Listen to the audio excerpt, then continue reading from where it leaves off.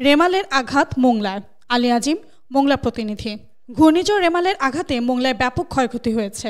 রবিবার রাত থেকে শুরু হওয়া ঝড় বৃষ্টি ও বাতাস এখনও অব্যাহত রয়েছে। উপজেলা প্রকল্প বাস্তবায়ন কর্মকর্তা মোহাম্মদ জাফর রানা জানান, ঝড়ে এখানকার প্রায় ৮,০০০ কাঁচা ও আধপাকা ঘরবাড়ি, ব্যাপক গাছপালা বিধ্বস্ত সহ বৈদ্যুতিক খুঁটি বা পিলার পড়ে গেছে। ১০ থেকে ১২টি গ্রাম প্লাবিত হয়ে জলাবদ্ধ হয়ে পড়েছে প্রায় ৬০,০০০ মানুষ। এখনও আশ্রয়কেন্দ্রে রয়েছে প্রায় ৩৩,০০০ নারী, পুরুষ ও শিশু।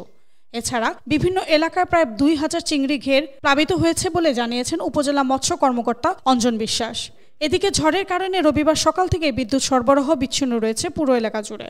অপরদিকে এখনও বন্ধ রয়েছে মোংলা বন্দরের প্রায় সকল কার্যক্রম।